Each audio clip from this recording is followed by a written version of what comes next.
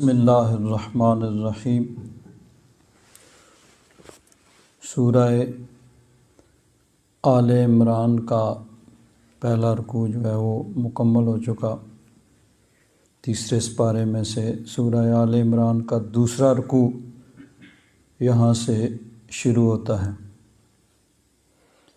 اللہ تبارک و تعالیٰ نے ارشاد فرمایا، ان الذین کفروا، بے شک وہ لوگ جنہوں نے کفر کیا، لن تغنی عنہم اموالہم ولا اولادہم من اللہ شیئا، ان کے مال اور ان کی اولادیں وہ اللہ تبارک و تعالیٰ کے عذاب اور اس کی پکڑ سے انہیں نہیں بچا سکیں گے۔ یعنی انسان دنیا میں یہی سمجھتا ہے کہ اگر کوئی مشکل وقت آئے گا تو میرے پاس مال و دولت ہے، اس کے ذریعے سے میں اپنی مشکل کو دور کروں گا، میری اولاد ہے، میرا قبیلہ ہے، میرا چاہنے والے، میرے ساتھ والے، وہ میری مدد کریں گے۔ تو دنیا میں تو یہ چیزیں انسان کا مال، دولت، اس کا خزانہ، اس کے اولاد، اس کے رشتہ دار، وہ اس کے لیے دنیا سے تو بچاؤ کا سبب بن سکتے ہیں، لیکن اللہ تبارک و تعالیٰ کی جب پکڑ آئے گی، اس کا عذاب آئے گا، تو اس وقت یہ اس کے لیے کوئی سود مند، فائدہ مند نہیں ہوں گے۔ اب یہاں یہ بات بھی قابل غور ہے کہ اللہ تبارک و تعالیٰ نے کفار کے لیے عذاب کے طور پر یہ بات بیان فرمائی کہ جب اللہ کی پکڑ آئے گی، اللہ کا عذاب آئے گا، تو کافروں کے مال اور اولاد ان کو کچھ فائدہ نہیں دے گی، ان کو بچا نہیں سکے گی۔ تو اس کا مفہوم مخالف یہ ہے کہ اہل ایمان کو ان کا مال اور ان کی اولاد وہ فائدہ دے گی۔ یعنی جب انہوں نے اپنے مال کو اللہ تبارک و تعالیٰ کے حکم کے مطابق خرچ کیا تو وہ ان کو آخرت میں فائدہ مند دے گا۔ جب اولاد کی اچھی تربیت کی، ان کو اللہ تبارک و تعالیٰ کے احکام سکھائے، ان پر چلنے کی عادت ڈالی، تو وہ بھی اس کے لیے قبر و حشر میں اس کی بخشش اور فائدے کا ذریعہ بنیں گے۔ تو فرمایا کافر جو ہیں، ان کے مال اور ان کی اولادیں ان کو اللہ کے عذاب اور اس کی پکڑ سے نہیں بچا سکیں گے۔ وَأُولَئِكَ هُمْ وَقُودُ النَّارِ، یہ لوگ جہنم کا ایندھن ہیں۔ یہاں پہ وقود کا معنی ہوتا ہے ایندھن، یعنی عام طور پر جس کے ذریعے سے آگ جلائی جاتی ہے۔ اب عام طور پر آگ لکڑی سے جلائی جاتی ہے تو وہ ایندھن ہے، اور جس چیز سے بھی آگ کو بھڑکایا جائے وہ ایندھن شمار ہوتا ہے، اور باقی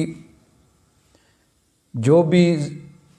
پاور حاصل کرنے کا ذریعہ جو اس کو بھی ایندھن کہا جاتے ہیں۔ مثلا ہوائی جہاز میں یا گاڑی میں پٹرول ڈالا جاتا ہے، اس کو بھی ایندھن کہتے ہیں، یہ بھی ایندھن ہے جس کے ذریعے سے وہ چلتی ہے موٹر اس کی۔ تو وقود دوزخ کو بھڑکانے کا سامان، دوزخ جہنم کا ایندھن۔ اب مفسرین کرام، محدثین کرام جو ہیں، وہ کسی مناسبت سے اس کے متعلقہ باتیں اور احادیث مبارکہ جو ہیں نا، وہ اس میں ایڈ کرتے ہیں، نقل کرتے ہیں۔ بعض اوقات صرف لفظی مناسبت، یعنی لفظ کی مناسبت سے بھی بعض اوقات ایسے نکات اور ایسی احادیث مبارکہ آ جاتی ہیں۔ تو جہاں وقود کا لفظ آیا ہے تو اس کی مناسبت سے بہت سے مفسرین کرام نے ایک حدیث پاک لکھی ہے، یعنی اس کا مفہوم کے اعتبار سے تو نہیں، لیکن صرف لفظ وقود کے اعتبار سے اس کا تعلق ہے کہ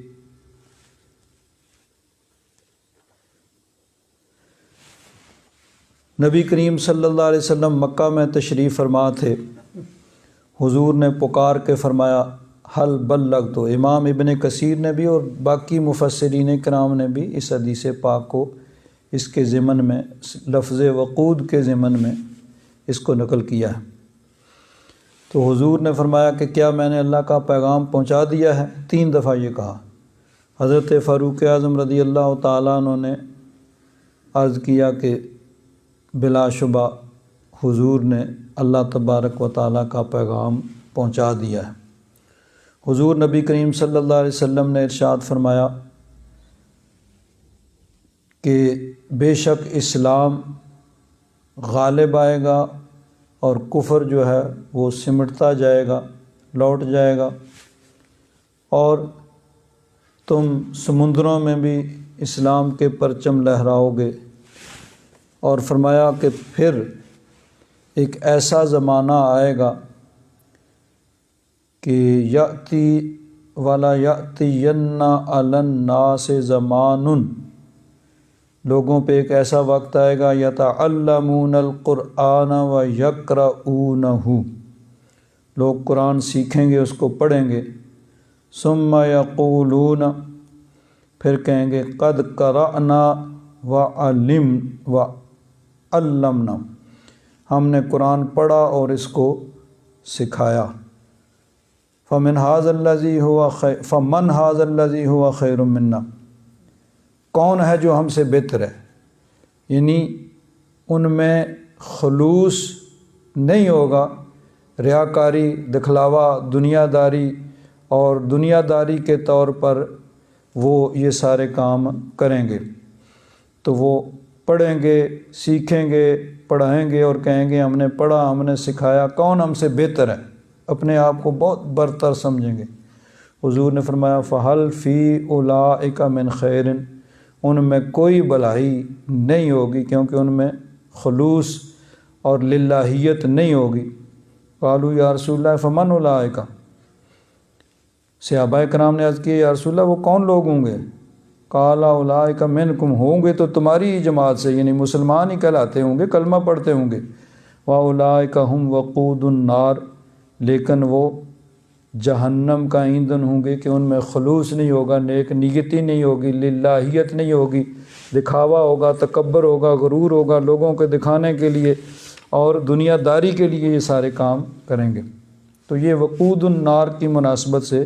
اس حدیث پاک کو یہاں نقل کیا گیا ہے کہ پڑھیں گے قرآن پاک، پڑھیں گے، پڑھائیں گے، سیکھیں گے، سکھائیں گے، لیکن نیت درست نہیں ہوگی، خلوص نہیں ہوگا، للہیت نہیں ہوگی، تو اس کا ان کو کوئی فائدہ نہیں ہوگا۔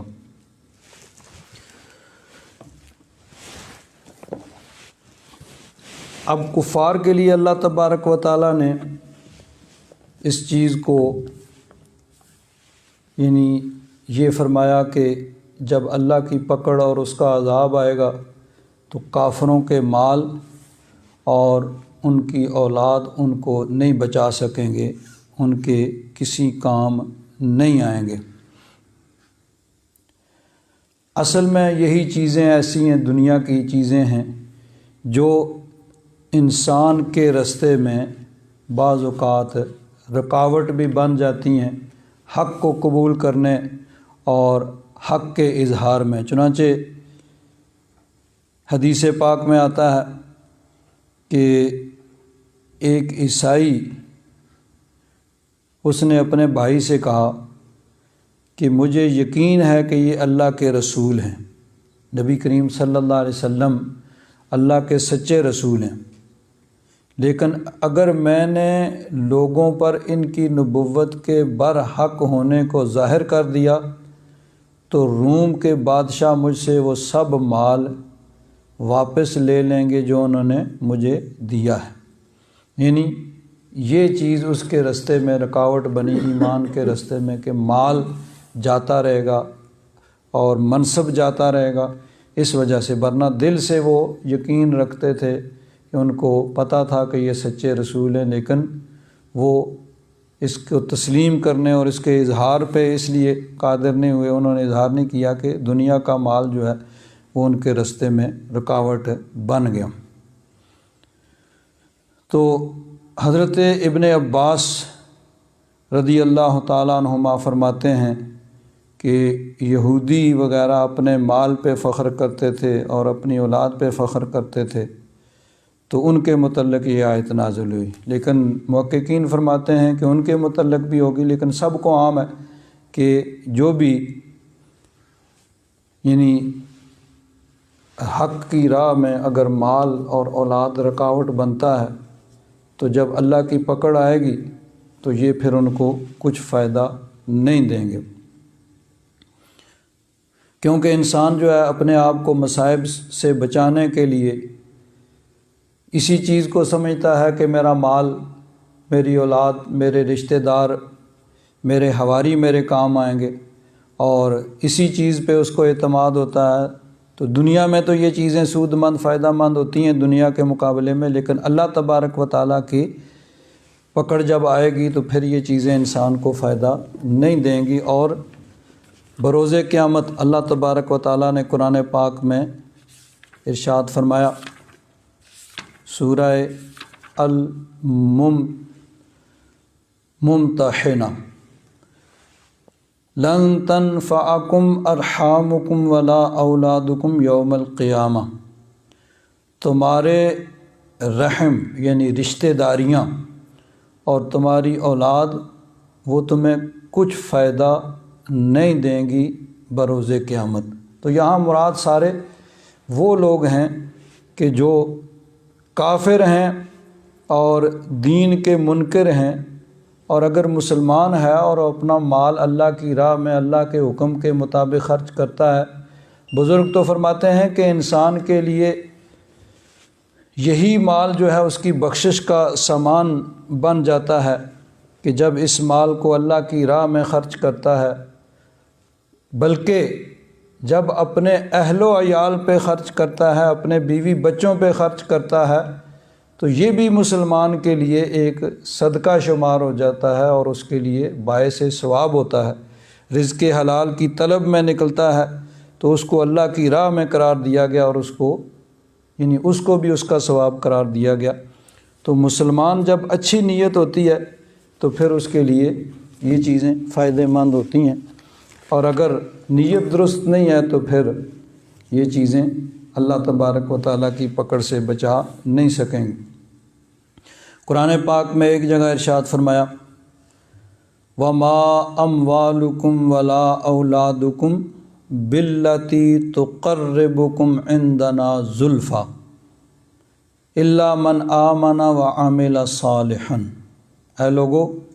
نہ تمہارے مال اور نہ تمہاری اولاد ایسی چیزیں ہیں جو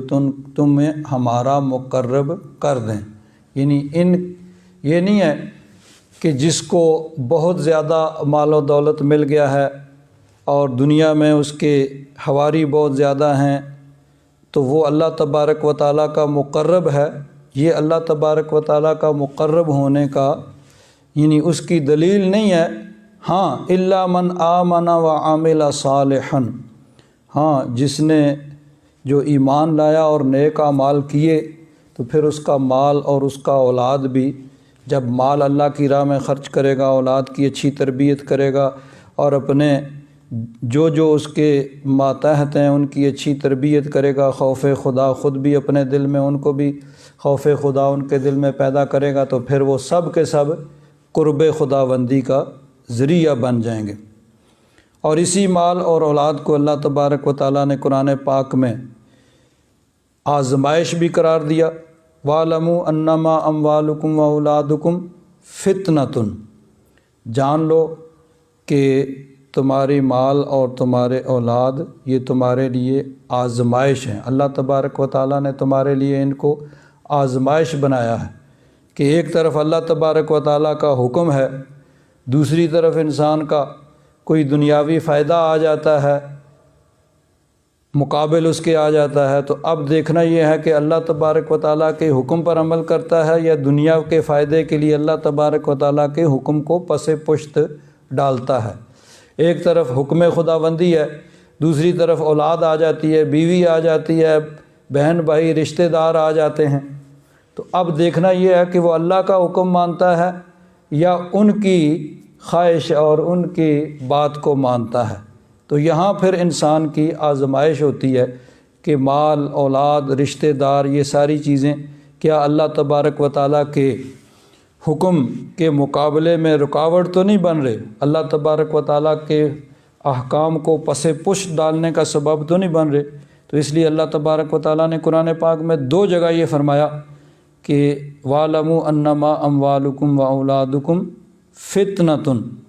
کہ تمہارے مال اور تمہاری اولاد تمہارے لیے ایک آزمائش ہیں۔ ایک جگہ ارشاد فرمایا اعلموا انما الحیات الدنیا لعب و لہو، جان لو، سورہ الحدید میں فرمایا کہ یہ دنیا کی زندگی جو ہے یہ کھیل ہے اور لہو و لعب یعنی کھیل کود، و زینتن اور یہ زیب و زینت ہے، و تفاخر بینکم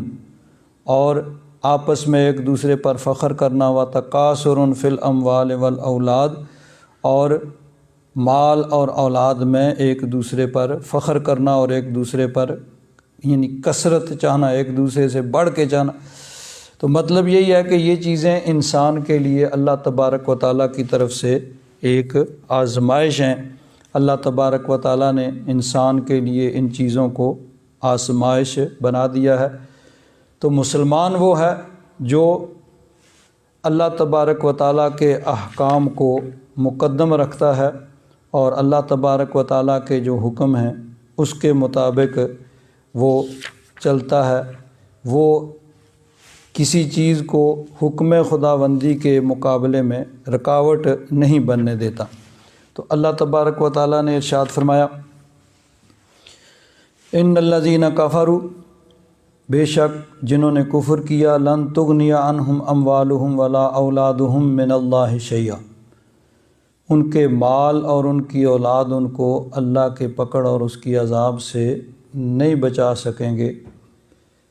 وَأُولَئِكَ هُمْ وَقُودُ النَّارِ، اور ان کا اور یہ لوگ جہنم کا، دوزخ کا ایندھن ہیں۔ اب جہنم کے اندر انہوں نے جلنا ہے، لیکن اللہ تبارک و تعالیٰ نے فرمایا کہ اس طرح جلیں گے کہ ان کے جلنے سے جہنم اور زیادہ بھڑکے گا، یعنی ان کو گویا کہ جس طرح لکڑی ڈال کے آگ کو بھڑکایا جاتا ہے، ان کو اس طرح آگ میں ڈالا جائے گا کہ ان کے ذریعے سے اس کی آگ اور زیادہ بھڑکے گی۔ کدأب آل فرعون، دأب کا معنی بہت سے معنی ہیں، یہاں معنی ہے طریقہ اور عادت۔ ان کی عادت بھی آل فرعون، فرعون والوں کی طرح ہے، یعنی فرعون کے ماننے والے، اس کے چاہنے والے، اس کے پیچھے چلنے والے، ان کی طرح ان کی عادت یا ان کا طریقہ ہے۔ والذین من قبلہم، اور جو ان سے پہلے ہوئے، پہلے جو لوگ کافر جنہوں نے اللہ تبارک و تعالیٰ کے احکام کی خلاف ورزی کی، ان جیسا طریقہ ہے۔ یہاں حضرت امام قرطبی رحمۃ اللہ تعالیٰ علیہ نے فرمایا کہ یہ جو ان کا طریقہ دأب آل، کدأب آل فرعون، اس کا تعلق پچھلی آیت سے کئی طرح سے بن سکتا ہے۔ ایک تو یہ کہ ان الذین کفروا کے ساتھ اس کا تعلق ہو کہ جس طرح فرعون اور اس کے حواری اور اس سے پہلے لوگوں نے کفر کیا، اسی طرح نبی کریم صلی اللہ علیہ وسلم کے زمانے کے کفار یہ بھی کفر کر رہے ہیں، یعنی ان کے طریقے پہ چل رہے ہیں، ان جیسی عادت انہوں نے اپنائی ہوئی ہے۔ یا اس کا تعلق لن تغنی عنہم اموالہم ولا اولادہم من اللہ شیئا سے ہوگا، یعنی جس طرح فرعون اور اس سے پہلی قومیں جو اللہ تبارک و تعالیٰ کا انکار کرنے والی، اس کے احکام کی خلاف ورزی کرنے والی تھیں، جب ان پر اللہ تعالیٰ کی پکڑ آئی، اللہ تعالیٰ کا عذاب آیا، تو نہ ان کے مالوں نے ان کو بچایا اور نہ ان کی اولادوں نے ان کو بچایا۔ تو اسی طرح یہ لوگ جو ہیں جو نبی کریم صلی اللہ علیہ وسلم کا انکار کر رہے ہیں، جب ان پر بھی اللہ تعالیٰ کی مار پڑے گی، پکڑ آئے گی، اللہ کا عذاب آئے گا، تو پھر نہ ان کے مال ان کو بچا سکیں گے، نہ ان کی اولاد ان کو بچا سکیں گے۔ یا فرمایا کہ اس کا تعلق ہے اولئک ہم وقود النار، کہ جہنم کا ایندھن ہے فرعون والوں اور اس سے پہلوں والوں کی طرح، یعنی جس طرح وہ لوگ مرنے کے بعد جہنم کا ایندھن بنے، اسی طرح یہ لوگ بھی مرنے کے بعد جہنم کا ایندھن بنیں گے۔ اور آل فرعون کے متعلق قرآن پاک میں ارشاد فرمایا کہ صبح شام ان کو آگ پر پیش کیا جاتا ہے، یعنی ان کی پیشی صبح شام ان کو جہنم پہ پیش کیا جاتا ہے، ان کو دکھایا جاتا ہے کہ وَحَاقَ بِآلِ فِرْعَوْنَ سُوءُ الْعَذَابِ النَّارُ يُعْرَضُونَ عَلَيْهَا غُدُوًّا وَعَشِيًّا، کہ ان کو آل فرعون یعنی ان کافروں کو صبح شام جہنم پر پیش کیا جاتا ہے۔ وَيَوْمَ تَقُومُ السَّاعَةُ أَدْخِلُوا آلَ فِرْعَوْنَ أَشَدَّ الْعَذَابِ، اور جب قیامت قائم ہوگی تو پھر حکم ہوگا کہ آل فرعون یعنی فرعون والوں کو سخت عذاب کے اندر داخل کر دو۔ تو یہ تین طرح سے اس کا تعلق پچھلی آیت سے ہوتا ہے کہ کفر میں ان کا طریقہ فرعون اس سے پہلے والوں کی طرح ہے، یا جس طرح ان پر اللہ تعالیٰ کی پکڑ آئی، اللہ تعالیٰ کا عذاب آیا، تو ان کے مال و اولاد ان کے کچھ کام نہیں آئے، ان پر جب اللہ کی پکڑ آئے گی تو ان کو کچھ نہیں بچا سکیں گے ان کے مال و اولاد۔ یا یہ ہے کہ جس طرح وہ مرنے کے بعد جہنم کا ایندھن بنے، یہ بھی اگر اپنے کفر پہ قائم رہے اور کفر کی حالت میں مرے تو یہ بھی ان کی طرح جہنم کا ایندھن ہوں گے۔ تو کذاب آل فرعون، ان کی عادت اور ان کا طریقہ فرعون والوں کی طرح ہے، والذین من قبلہم، اور جو ان سے پہلے ہوئے تھے، کذبوا بآیاتنا، انہوں نے ہماری آیات کو جھٹلایا، فَأَخَذَهُمُ اللَّهُ بِذُنُوبِهِمْ، پس اللہ تبارک و تعالیٰ نے انہیں پکڑا ان کے گناہوں کے سبب، وَاللَّهُ شَدِيدُ العقاب، اور اللہ تبارک و تعالیٰ سخت عذاب دینے والا ہے۔ قُلْ لِلَّذِينَ كَفَرُوا، محبوب ان کافروں سے کہہ دو، سَتُغْلَبُونَ، ان قریب تم غالب کیے جاؤ گے۔ غلبہ یغلب کا معنی ہوتا ہے غالب آنا، اور اس سے مجہول غلب یغلب کا معنی مغلوب ہونا، کسی کا اس پہ غالب آ جانا، تو یہ مجہول کا صیغہ ستغلبون، ان قریب تم مغلوب ہو جاؤ گے۔ اور وَتُحْشَرُونَ إِلَىٰ جہنم، اور پھر مرنے کے بعد یعنی دنیا میں تو مغلوب ہو گئے، اور مرنے کے بعد پھر جہنم کی طرف تمہیں لے جایا جائے گا، ہانک کر لے جایا جائے گا۔ وَبِئْسَ الْمِہَادُ، اور کیا ہی برا وہ ٹھکانہ ہے۔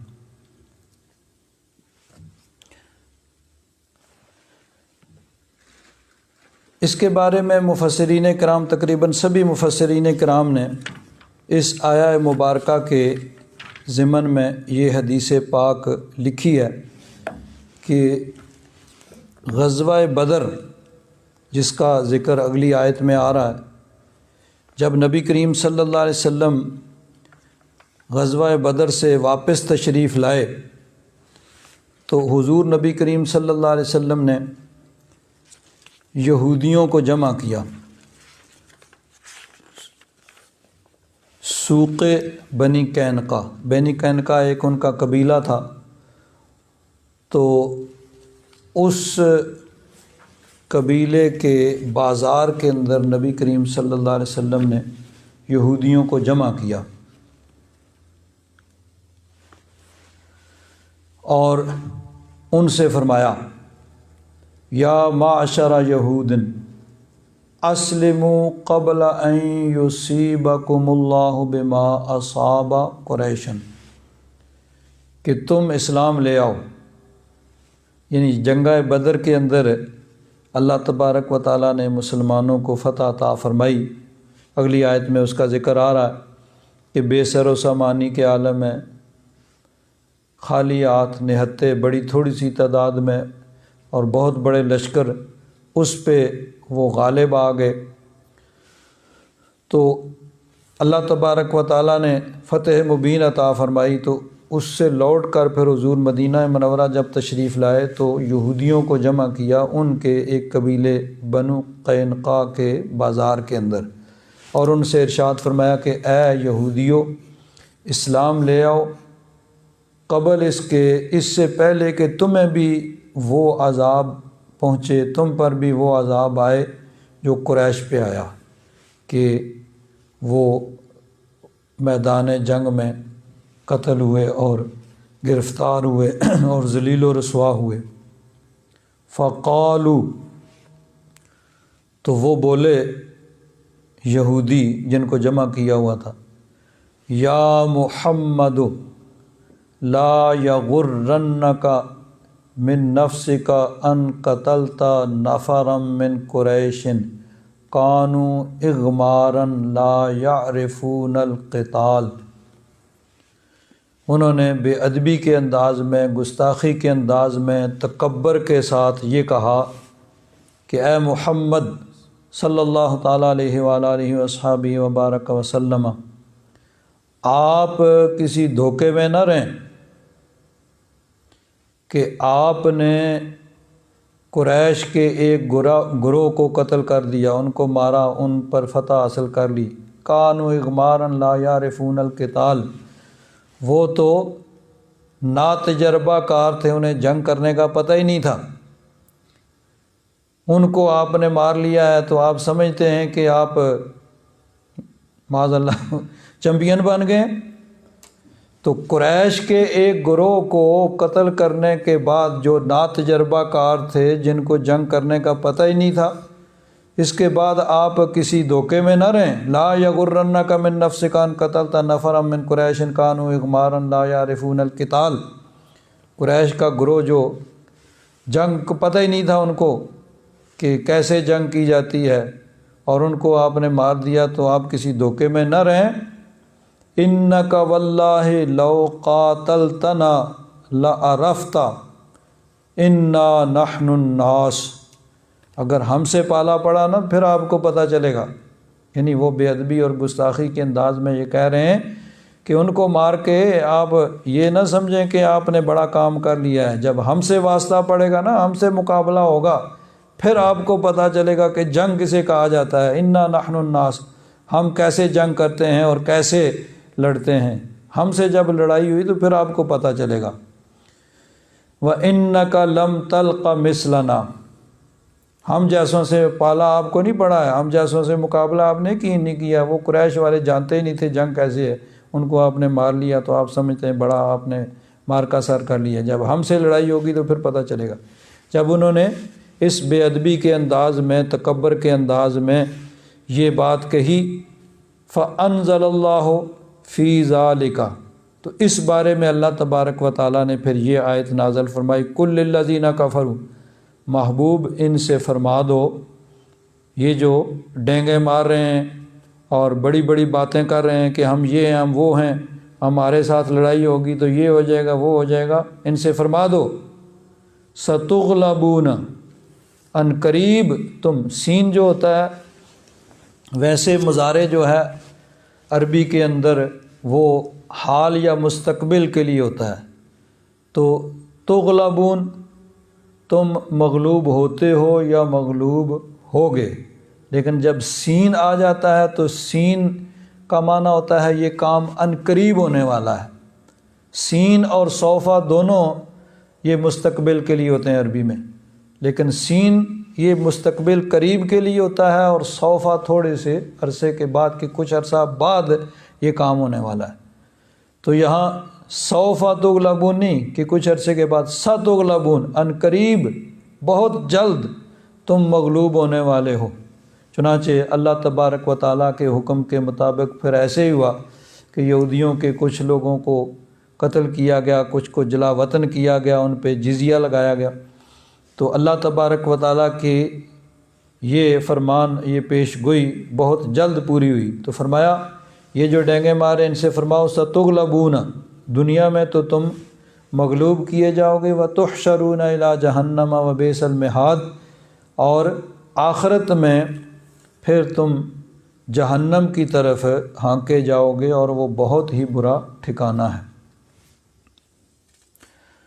قد کان لکم آیۃ فی فئتین التقطا،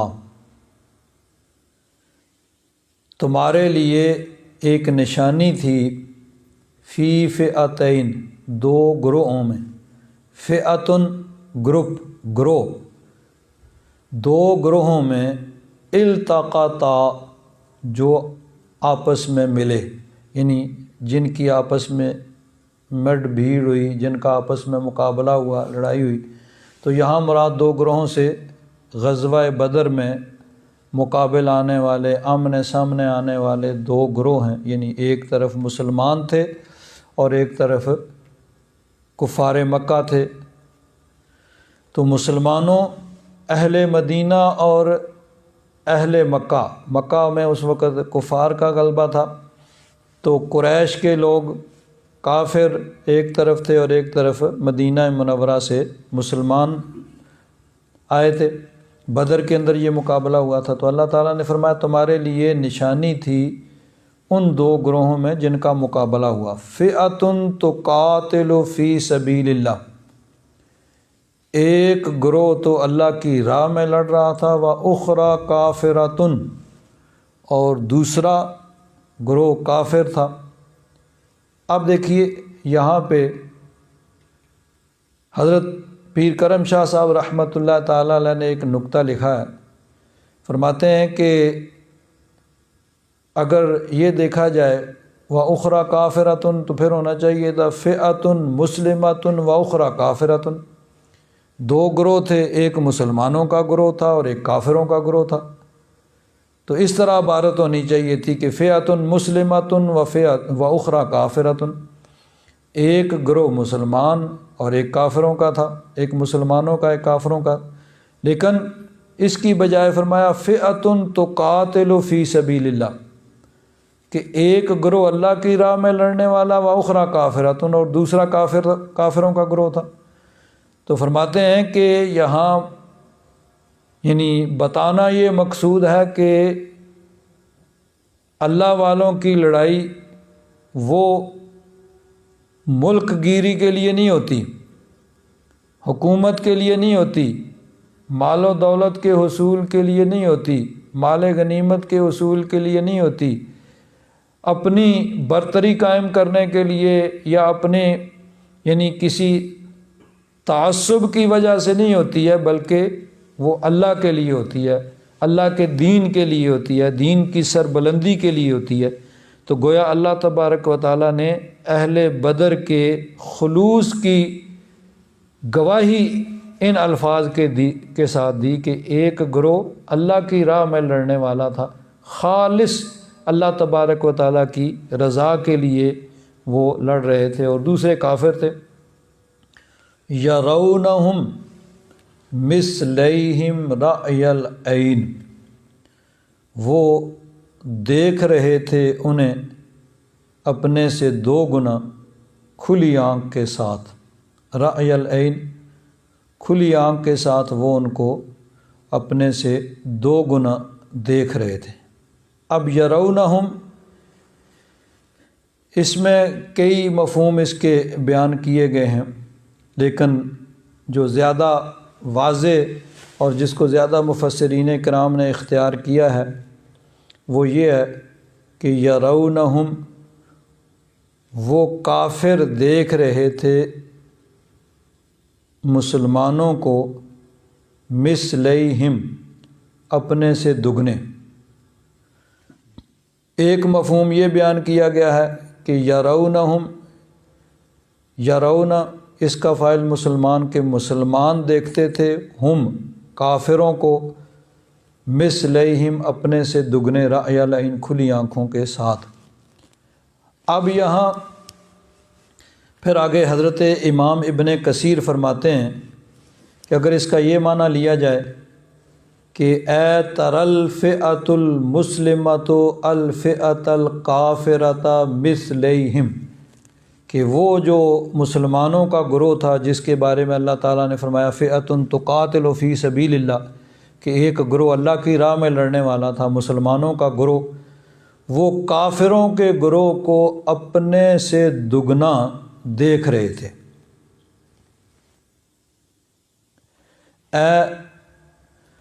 اچھا جی، یعنی وہ اس سے دگنے تھے۔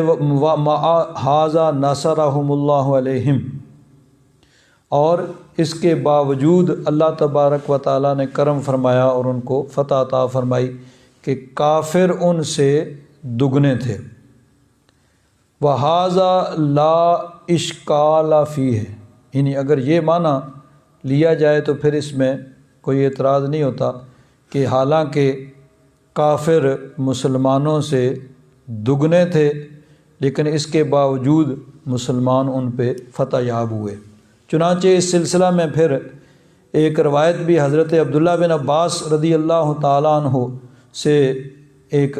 روایت نقل کی جاتی ہے، حضرت امام ابن کثیر نے بھی اس کو نقل کیا ہے، ان المؤمنین کانوا یوم بدر 313 رجلا، کہ بدر میں مسلمانوں کی تعداد کتنی تھی؟ 313،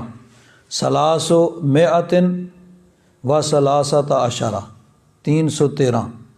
تو اب 313 ہوئے مسلمان،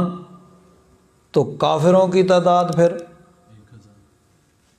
یعنی یہ جو ہے پہلے اس کو ذرا تھوڑا سا کہ یہ جو اگر اس کا یہ معنی لیا جائے کہ مسلمان کافروں کو اپنے سے دگنا دیتے تھے، دیکھ رہے تھے، تو اس اعتبار سے حضرت عبداللہ بن عباس سے ایک روایت یہ ہے کہ ان سے دگنے تھے، یعنی 313 کو 2 کے ساتھ ضرب دیں تو 626 ہو جاتے ہیں۔ تو فرماتے ہیں والمشرکین کانوا 600 و26 رجلا، کہ کافر، یعنی اس ظاہر آیت کا یہ مفہوم لیا جائے تو اس کا پھر آگے یہ مفہوم بنتا ہے کہ جب ان سے دگنے تھے تو یہ تو کنفرم ہے کہ مسلمانوں کی تعداد 313 تھی وہاں پہ، تو جب یہ 313 تھے تو وہ ان سے دگنے یعنی 626۔ اس یعنی آیت کے ظاہری اس مفہوم کے اعتبار سے حضرت عبداللہ بن عباس نے فرمایا کہ وہ 626 تھے۔ وَهَذَا الْقَوْلُ وَكَانَ هَذَا الْقَوْلُ مَأْخُوذٌ مِّن ظَاهِرِ هَذِهِ الْآيَةِ، اور یہ قول جو ہے اس آیت کے ظاہری مفہوم کے اعتبار سے ہے کہ جب اللہ تعالیٰ نے فرمایا کہ مسلمان کافروں کو اپنے سے دگنا دیکھ رہے تھے، مسلمانوں کی تعداد جب 313 ہے تو پھر ظاہر بات ہے کہ ان کی تعداد 626 ہوئی۔ لیکن آگے فرماتے ہیں وَلَكِنَّهُ خِلَافَ الْمَشْهُورِ، کہ یہ بات مشہور جو روایت ہے اس کے خلاف ہے۔ مشہور روایت وہی ہے جو یاد رکھی ہوئی ہے ماشاءاللہ نوید نے، کہ کافروں کی تعداد جو ہے وہ تقریباً کوئی 1000 کے قریب تھی، عند اہل التواریخ والسیر وایام الناس، یعنی مشہور جو بات جو تمام مورخین نے، سیرت نگاروں نے اور تمام کتابوں میں جو لکھی ہے، وخلاف المعروف عند الجمہور من ان المشرکین کانوا ما بین 900 الی 1000، کہ وہ 900 سے لے کر 1000 کے درمیان تھے، یعنی 300 گنا اگر کہا جاتا ہے تو یہ بھی یعنی ایک رفلی اندازہ ہوتا ہے نا، کوئی ایگزیکٹ تو یہ تو نہیں کہ مطلب ہے کہ وہ 313 سے تو اگر برابر تو وہ لازمی 626 ہوں، اسی طرح اگر یہ 313 تھے تو وہ 939 ہوں، کوئی ضروری نہیں ہے۔ 3 گنا جب کہا وہ 3 گنا تھے تو وہ 2 4 10 20 کم زیادہ بھی ہو سکتے ہیں۔ تو یہ اہل تاریخ کہتے ہیں کہ 900 اور 1000 کے درمیان ان کی تعداد تھی۔ اور آگے ایک حدیث پاک ہے ان رسول اللہ صلی اللہ علیہ وسلم لما سأل ذالک العبد الاسود لبنی الحجاج عن عدت قریش، کچھ لوگ رستے میں جا رہے تھے بدر کی طرف، آگے سے کافروں کا لشکر بھی آ رہا تھا۔ اس کا بڑا مشہور واقعہ ہے کہ ایک قافلہ کفار کا حضرت ابو سفیان جو اس وقت تک ابھی مسلمان نہیں ہوئے تھے، ان کی قیادت میں ملک شام سے تجارتی قافلہ وہ آ رہا تھا، مکہ شریف کی طرف جا رہا تھا، اور رستہ جو ہے ملک شام سے جو مکہ شریف جاتا تھا وہ مدینہ شریف کے قریب سے گزرتا تھا۔ تو نبی کریم صلی اللہ علیہ وسلم اس قافلے پر حملہ کرنے کے لیے، ان سے مقابلہ کرنے کے لیے لوگوں کو، صحابہ کرام کو لے کر نکلے تھے۔ تو اب وہ قافلہ تو بچ کر چلا گیا۔ ابو سفیان کو جب پتہ چلا کہ مسلمان حملہ کرنے والے ہیں تو انہوں نے رستہ بدل لیا، سمندر کے کنارے دوسرے رستے سے وہ لے کے چلے گئے۔ اب لیکن انہوں نے پہلے پیغام بھی مکہ پہنچا دیا تھا، بھیج دیا تھا، ایک آدمی تیز رفتار گھوڑے پہ پہنچو، تمہارے قافلے پہ حملہ ہونے والا ہے۔ تو اب ابو جہل کی قیادت میں مکہ شریف سے لشکر بھی، یعنی جس میں تقریباً 1000 کے قریب لوگ تھے، تو وہ لشکر بھی آ گیا، قافلہ چلا گیا، اب آ گیا لشکر سامنے، ادھر سے مسلمان جا رہے ہیں نبی کریم صلی اللہ علیہ وسلم کی قیادت میں، ادھر سے وہ لشکر آ رہا ہے۔ تو حضور نبی کریم صلی اللہ علیہ وسلم آنے جانے والوں سے پوچھتے بھائی ان کی تعداد کتنی ہے؟ تو کچھ لوگ یہ العبد الاسود لبن الحجاج، ان سے پوچھا کہ قریش کی تعداد کتنی ہے؟ قال کثیر، تو اس آدمی نے کہا بھائی بہت تعداد ہے ان کی، کیونکہ وہ ان کے پاس سے گزر کے آئے تھے۔ تو انہوں نے یہ نہیں بتایا کہ کتنی تعداد ہے، انہوں نے کہا کہ بہت لوگ ہیں، وہ آپ تو تھوڑے سے ہیں، وہ بہت زیادہ آپ کے مقابلے میں۔ تو نبی کریم صلی اللہ علیہ وسلم نے ارشاد فرمایا کم ینحرون کل یوم، ہر روز وہ کتنے اونٹ ذبح کرتے ہیں، یعنی اس سے اندازہ چل جائے گا، پتہ چل جائے گا کہ کتنے وہ لوگ ہیں، کہ کتنے اونٹ وہ روزانہ ذبح کرتے ہیں۔ قال یومن 9 و یومن 10، اس نے کہا ایک دن تو وہ 9 اونٹ ذبح کرتے ہیں، ایک دن 10 ذبح کرتے ہیں۔ تو فرمایا فقال النبی صلی اللہ علیہ وسلم القوم ما بین 900 الی 1000، پھر ان کی تعداد 900 سے لے کر 1000 ہے، یعنی ایک اونٹ ایک دن میں 100 آدمیوں کے لیے ہوتا ہے، تقریباً 100 آدمی اسے کھاتے ہیں۔ تو جب وہ ایک دن 9 ذبح کرتے ہیں، ایک دن 10 ذبح کرتے ہیں، تو اس کا مطلب ہے کہ ان کی تعداد پھر 900 اور 1000 کے درمیان ہے۔ اس سے یعنی یہ قیاس کیا، اندازہ لگایا کہ ان کی تعداد 900 اور 1000 کے درمیان ہے۔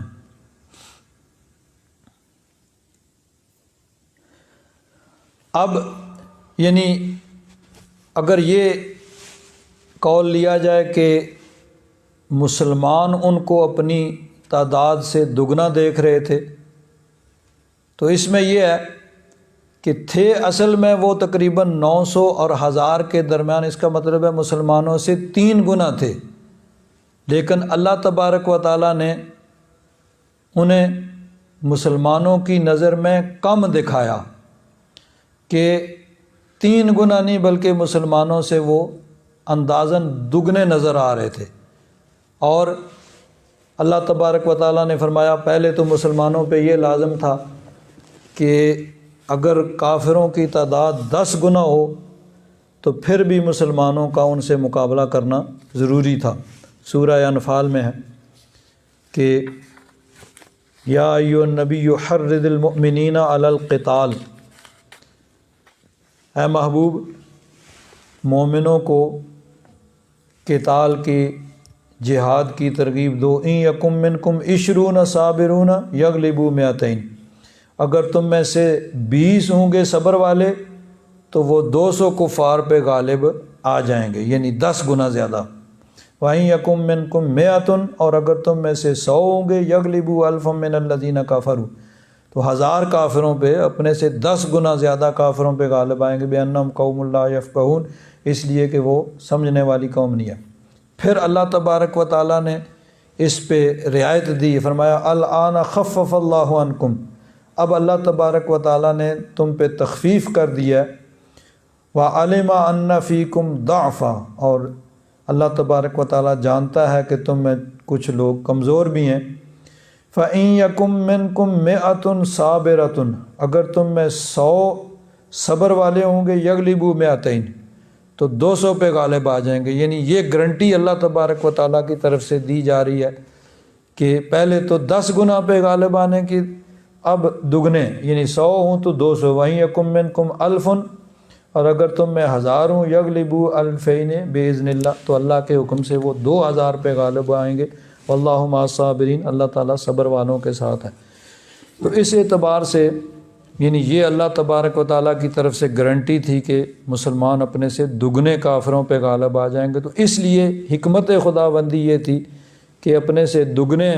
کافروں کو دیکھیں تعداد میں، تو کسی قسم کے ان میں پھر خوف پیدا نہ ہو۔ تو یعنی اس کا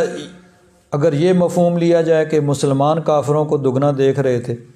تو پھر اس کا مطلب یہ ہے کہ اللہ تعالیٰ نے ان کی اصل تعداد سے حکمت کے پیش نظر مسلمانوں کو کم تعداد دکھائی۔ اور ایک اس کا مفہوم یہ ہے کہ یرونہم، یرون اس کا یعنی فاعل بنایا جائے کافر گروہ کو، کہ وہ کافر لوگ مسلمانوں کو اپنے سے دگنا دیکھ رہے تھے، حالانکہ یہ ان کا 1/3 تھے، 1/3، وہ تقریباً کوئی 900 اور 1000 کے درمیان میں، اور یہ 313، وہ ان سے 3 گنا زیادہ، لیکن دیکھنے میں وہ کافروں کو اپنے سے دگنے نظر آ رہے تھے۔ یہ بھی حکمت خداوندی تھی۔ اب پھر اس پہ ایک اشکال ہوتا ہے، ایک اعتراض ہوتا ہے کہ قرآن پاک میں اللہ تبارک و تعالیٰ نے فرمایا وَإِذْ يُرِيكُمُوهُمْ إِذِ الْتَقَيْتُمْ فِي أَعْيُنِكُمْ قَلِيلًا، 10ویں سپارے میں آئے سورہ انفال میں، کہ جب لڑائی ہوئی تو اس وقت اللہ تبارک و تعالیٰ انہیں تمہاری نظر میں کم دکھا رہا تھا، وَيُقَلِّلُكُمْ فِي أَعْيُنِهِمْ، اور تمہیں یعنی وہ تمہیں کم نظر آ رہے تھے اور تمہاری تعداد ان کو کم نظر آ رہی تھی۔ تو اب ایک جگہ تو یہ فرمایا کہ مسلمان ان کو تھوڑے نظر آ رہے تھے، اور دوسری جگہ یہ فرمایا کہ وہ مسلمانوں کو اپنے سے دگنا دیکھ رہے تھے۔ تو اگر اپنے سے کم دیکھتے ہیں تو یہ تو ظاہر بات ہے کہ مسلمان تھے ہی توڑے، ان سے 1/3 تھے کہ وہ 900 اور 1000 کے درمیان تھے، اور ادھر 313 تھے، تو اپنے سے کم دیکھیں تو یہ تو ظاہری بات ہے جو حقیقت پہ مبنی ہے۔ لیکن یہ کہ 313 کو وہ جو ان سے 3 گنا زیادہ ہیں اپنے سے دگنے، یعنی ان کو تقریباً 2000 نظر آ رہے ہیں یہ 3، تو یہ بھی حکمت خداوندی تھی۔ لیکن اس پہ اعتراض ہوتا ہے کہ قرآن پاک میں ایک جگہ تو یہ کہا کہ بدر میں مسلمان ان کو تھوڑے نظر آ رہے تھے جو حقیقت پہ مبنی ہے، اور دوسری جگہ یہ ہے کہ مسلمانوں کو وہ اپنے سے دگنا سمجھ رہے تھے۔ تو حضرت قاضی ثناء اللہ پانی پتی رحمۃ اللہ تعالیٰ علیہ اس اعتراض کو قائم کرتے ہیں، اور پھر اس کا جواب دیتے ہیں کہ یہ اصل میں یہ تضاد نہیں ہے، اس میں کوئی تناقض نہیں ہے، کہ تضاد تب ہوتا ہے جب ایک ہی وقت میں 2 کام ہوتے، ایک ہی وقت میں وہ ان کو تھوڑے بھی دیکھ رہے ہوتے اور اسی وقت وہ ان کو اپنے سے دگنے بھی دیکھ رہے ہوتے۔ ویسے یہ بھی اللہ تبارک و تعالیٰ قادر ہے کہ انہی میں سے کچھ لوگوں کو وہ حقیقت دکھائے اور کچھ لوگوں کو اپنی حکمت کے پیش نظر یہ دکھائے کہ کچھ لوگ ان کو تھوڑے دیکھ رہے ہوں، کچھ ان کو اپنے سے دگنا دیکھ رہے ہوں، لیکن فرماتے ہیں کہ یہ دو الگ الگ وقتوں میں تھا۔ پہلے تو ان کو مسلمانوں کی تعداد تھی بھی تھوڑی اور اس سے بھی کم نظر آئی، اس لیے کہ اللہ تبارک و تعالیٰ یہ چاہتا تھا کہ یہ اب آئے ہیں تو اب جانے نہ پائیں، جب آئی گئے ہیں جنگ کے لیے تو اب پھر ان کو ذرا جنگ کا مزہ بھی چکھا دیا جائے، اس لیے مسلمانوں کی تعداد جتنی تھی اس سے بھی ہو سکتا ہے ان کو کم محسوس ہوئی ہو۔ اللہ تبارک و تعالیٰ ارشاد فرماتا ہے وَيُرِيدُ اللَّهُ أَن يُحِقَّ الْحَقَّ بِكَلِمَاتِهِ وَيَقْطَعَ دَابِرَ الْكَافِرِينَ، اللہ تعالیٰ چاہتا تھا کہ حق کو حق ثابت کرے اپنے کلمے کے ساتھ اور کافروں کی جڑ کاٹ دے۔ لِيُحِقَّ الْحَقَّ، حق کا حق ہونا ظاہر فرمائے، وَيُبْطِلَ الْبَاطِلَ، اور باطل کا باطل ہونا ظاہر فرمائے، وَلَوْ كَرِهَ الْكَافِرُونَ، اگرچہ کافروں کو یہ بات ناپسند ہو۔ تو اس لیے ایک وقت میں جنگ سے پہلے تو ان کو مسلمانوں کی تعداد جتنی تھی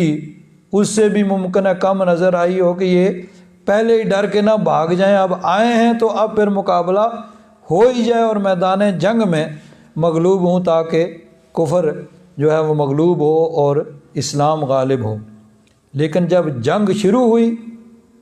تو پھر حکمت خداوندی کے پیش نظر وہ کافر جو ہیں وہ مسلمانوں کو اپنے سے دگنا دیکھ رہے تھے، ان کی تعداد تو بہت زیادہ ہے، جب اپنے سے دگنی تعداد نظر آئی، بھائی ہم 1000 کے قریب ہیں اور یہ 2000 کے قریب نظر آ رہے ہیں، تو پھر ان پہ یعنی بزدلی طاری ہوئی۔ تو یہ دو الگ الگ وقتوں میں یہ ہوا، اور مسلمانوں کو بھی یعنی مسلمانوں سے 3 گنا ان کی تعداد تھی، تو اللہ تبارک و تعالیٰ نے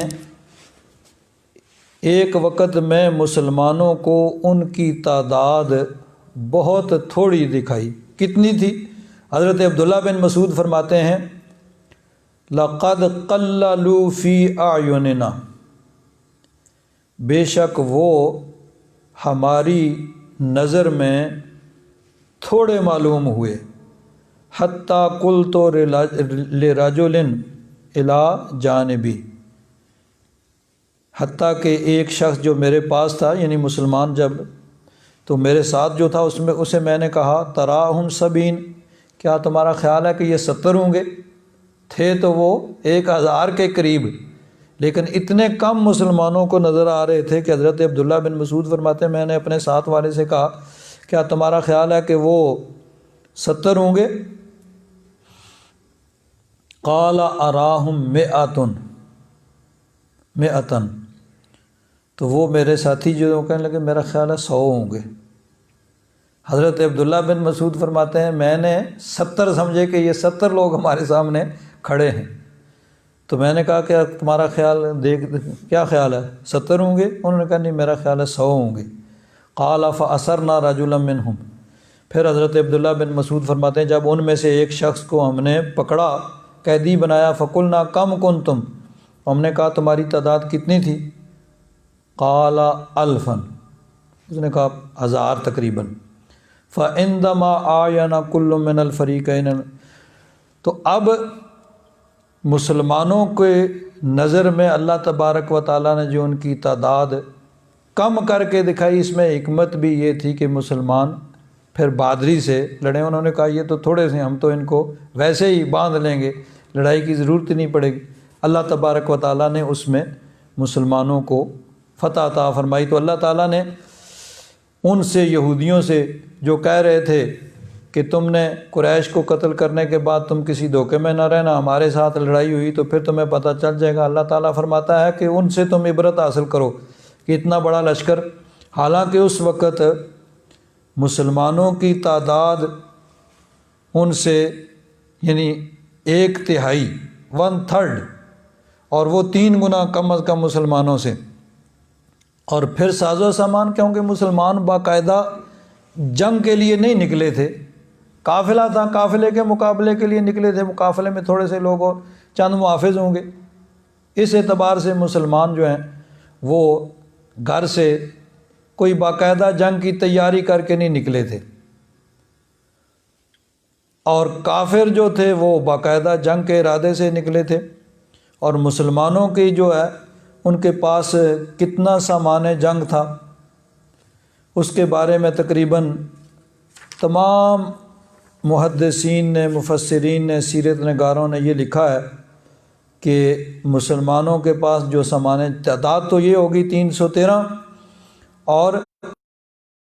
پاس سامان جنگ کتنا تھا کہ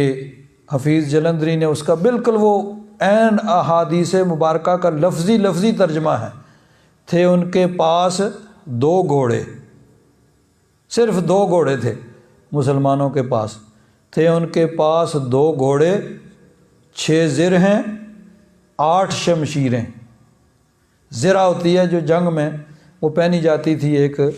لوہے کی بنی ہوئی، جس طرح آج کل یہ بلٹ پروف جیکٹ ہوتی ہے گولی سے بچانے والی، اسی طرح اس زمانے میں لوہے کی ایک زرہ ہوتی تھی، ایک کرتا نما جو پہنی جاتی تھی کہ تاکہ تلوار، نیزے اور تیر کا زخم جو ہے وہ جسم تک نہ پہنچے۔ تو 6 زرہیں تھیں، تھے ان کے پاس 2 گھوڑے، 6 زرہیں، 8 شمشیریں،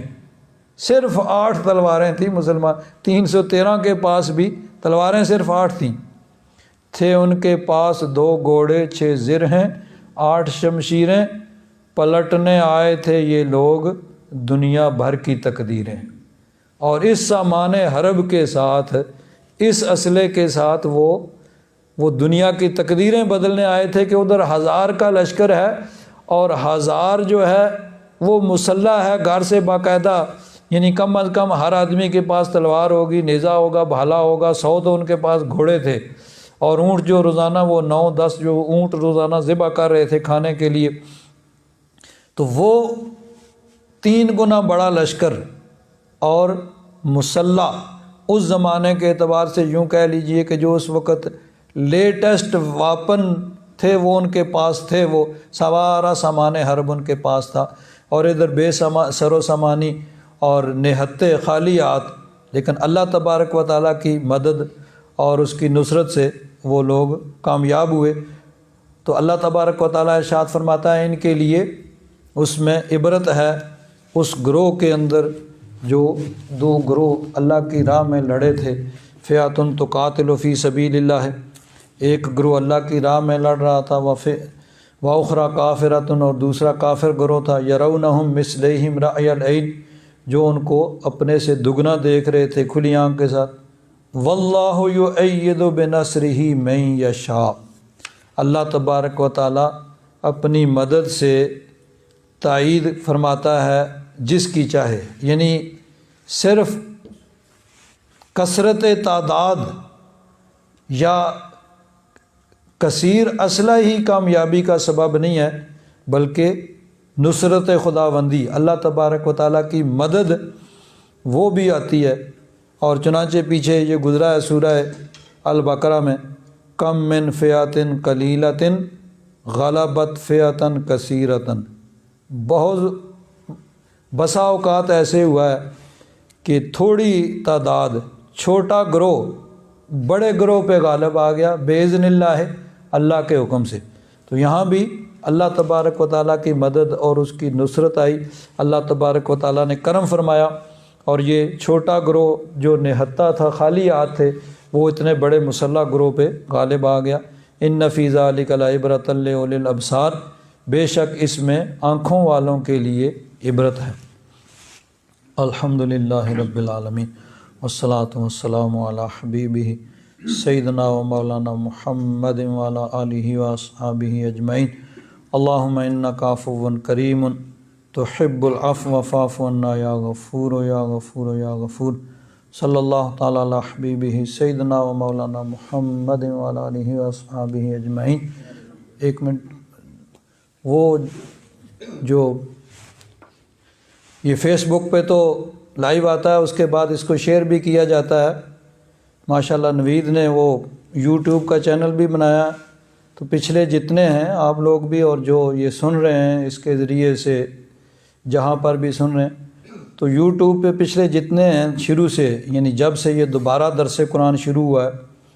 وہ باقاعدہ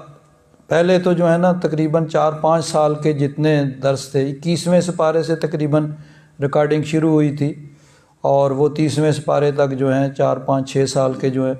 وہ، لیکن وہ کسی ترتیب کے ساتھ نہیں، ان کو ڈھونڈنا پڑتا ہے۔ تو اب چونکہ الگ سے انہوں نے وہ اپنا یوٹیوب چینل بنایا تو اس پہ باقاعدہ وہ آپ کو جو بھی دیکھنا چاہے وہ اس پہ میرا نام لکھے گا سید افتخار حسین شاہ یوٹیوب پہ، تو وہ سارے آ جائیں گے۔ پھر وہ جتنے بھی پچھلے جو ہے درس قرآن، یہ تقریباً اب 2 سال سے زیادہ عرصہ ہو گیا جب سے دوبارہ یہ درس قرآن شروع کیا ہے، تو پہلے سپارے کے شروع سے لے کر یہاں تک یہ سارے کے سارے ترتیب وار وہاں پہ موجود ہیں، اور جمعہ کی جو تقریر ہوتی ہے وہ بھی اسی پہ مل جاتی ہے۔ جو بھی وہ دیکھنا چاہے سننا چاہے اب وہ بڑی آسانی سے وہاں یوٹیوب سے اس کو وہ لے سکتے ہیں، دیکھ سکتے ہیں۔